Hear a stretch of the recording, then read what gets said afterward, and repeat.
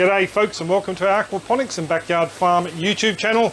My name is Rob, and if you haven't come along before, I pretty much will just post videos on aquaponics and backyard farming, even though we're doing a lot of renovation in the yard at the moment, or plans to. Yeah, we're pretty much all just running an aquaponics system at the moment, and thought I'd bring you along for a little bit of an update. And g'day to all you folks who have been following us for over 10 years now. So I'll stop nattering on, I'll flip the camera around, and we'll start off with a bit of a look at the fish. So let's start off with the fish. What we have here are Australian native jade perch, and they're going to wet me in the camera. And also put food all over the ground. So these fellas here are a warm climate fish. They really do enjoy the warmer water temperatures we have here in southeast Queensland this time of year, around January and February. They really do thrive in the 24-degree plus water temp.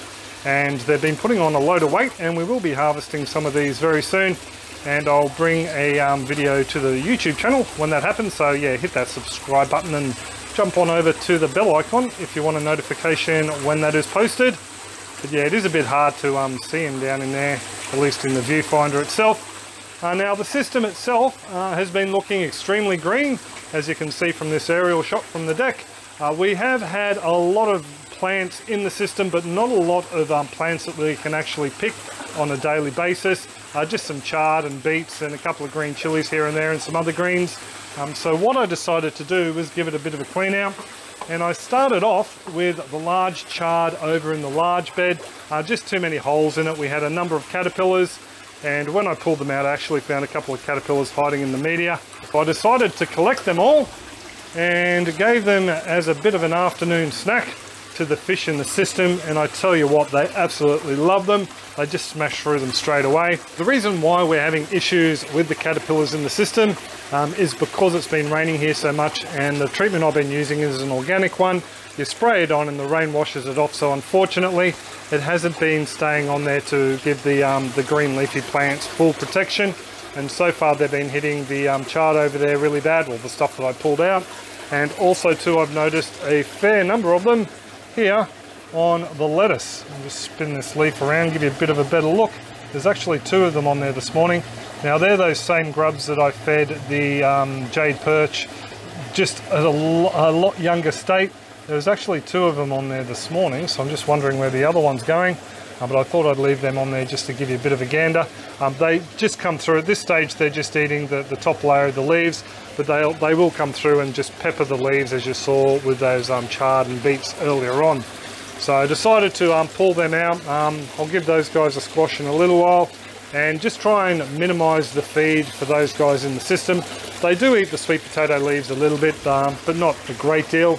We're still getting the odd cabbage butterfly around, as you can see dancing around over there.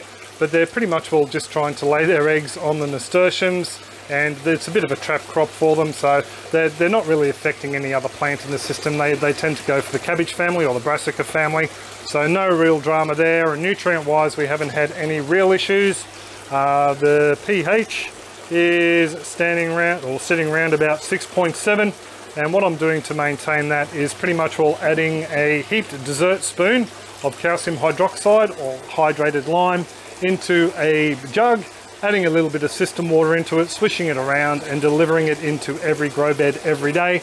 And that is pretty much well looking after any pH drop caused by the nitrification process of these little fellas down in here feeding. G'day matey. So yeah, it's pretty much all ticking along nicely. I have noticed over in the oregano over here, see if we can stretch over, we've got a little bit of chlorosis between the veins, interveinal chlorosis. So that's basically the green part of the leaf goes yellow and the veins stay green. That's on the newer growth, so I know that's most likely an iron deficiency. So I do need to put in some more chelated iron into the system.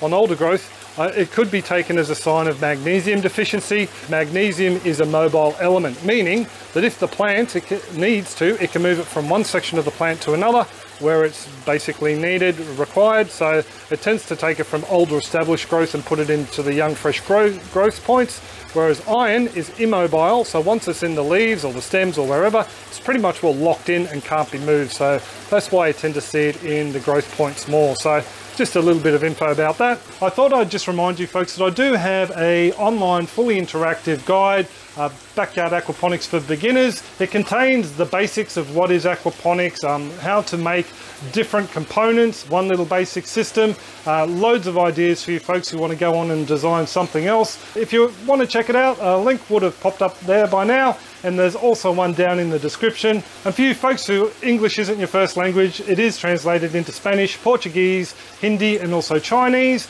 both transcribed and also translated on the video itself. पोषक तत्वों से भरपूर पानी जो धीरे-धीरे बिस्तर से गुजर रहा है. And it is only $9.95 US, which compared to a lot of online courses and guides and whatnot is very cheap and is a great point for you to start at if you're just getting into aquaponic and don't know a lot about it. So there you go, that's enough spruiking. Pest wise, we did continue to get a few issues with the fruit fly over on this chili. So what I did was pull out the little volunteers that were self-sown from last year's crop. The chili basically fell down in there. I decided to take it out, and these little yellow cards do need replacing. They're pretty much all chockers with pests at the moment. So yeah, they were to attract the fruit flies, by the way. So what I've decided to do is just keep the bags on this chili for now on, and made a little bit of room to put in some beans. Just quickly, the green chilies, got a number of them. Some of them have been hit by the fruit fly, and some of them have just been eaten by caterpillars and whatnot, so I'm going to take them up and turn them into a bit of a sauce, run out of my other batch. But yeah, just to replace them in this area of the bed for now, I've popped in a couple of green beans, just the bush French beans, and I've opened up a lot of area. A lot of things were smothered. The leeks over there were smothered. Poor ginger down in there has been smothered and pushed out to one side. The little dill plants we had around here, they were basically hidden, and I didn't notice that those blooming caterpillars were stripping them bare. So we have had a couple of small harvests from these. Didn't really expect them to do too well because yeah, through summer dill doesn't do too well here, but yeah, so far can't really complain. And we do have a number of these chilies still bagged up, some that aren't, that do need bags, and I'm fairly confident we're going to get a decent amount of ripe ones from this bush. I thought I saw, here we go, there's one that's just going orange. You might be able to tell through the bag there, and we do have some others down the back that are going orange without being stung by the fruit fly. So pretty chuffed with the way they're going. Just over in this big bed next to the sorrel that was also stripped by those blooming caterpillars, I planted out a little capsicum or sweet pepper.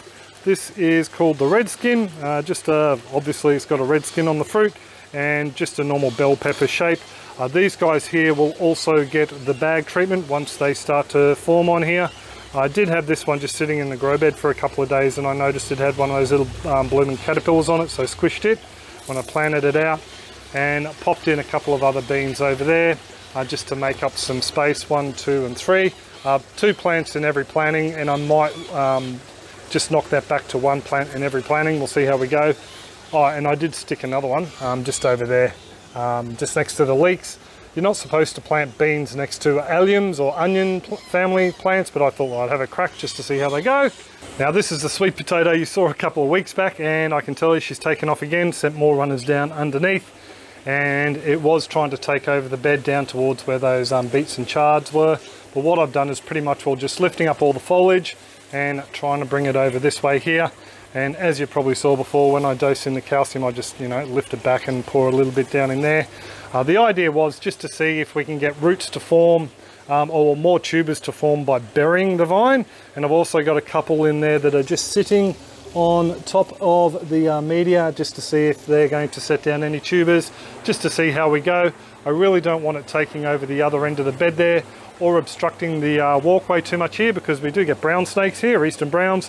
I like to see where I put my feet, so I'm going to try and keep it off the ground there, and also get in there and cut back those nasturtiums, just because, you know, I don't like I said, I want to know what I'm treading on when I'm walking between the garden beds.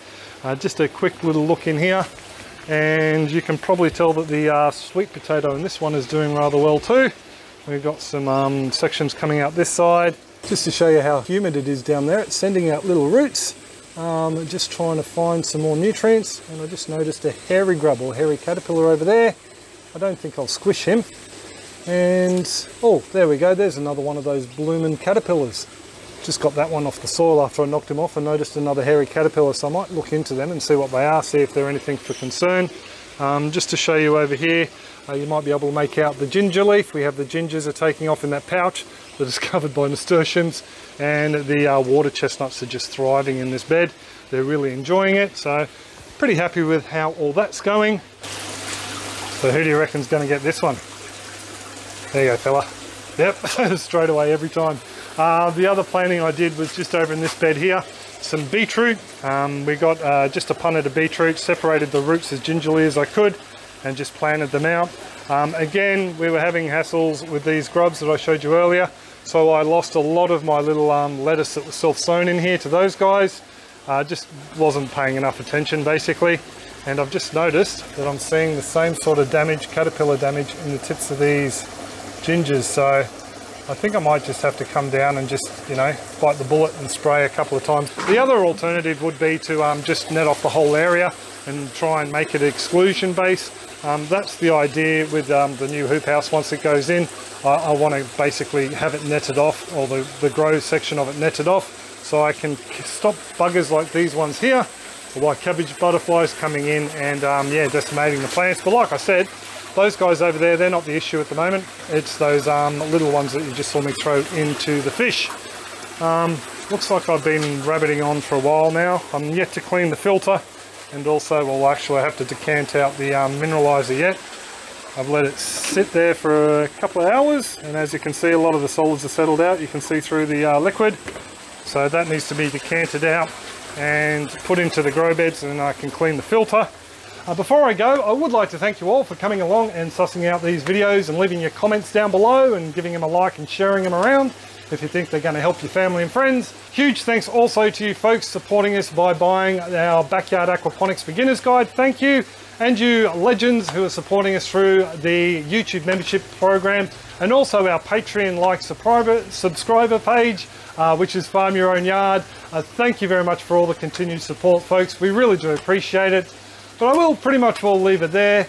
I do hope you're all well and happy and your aquaponics is booming, and I will catch you next video. Cheers folks, and happy growing.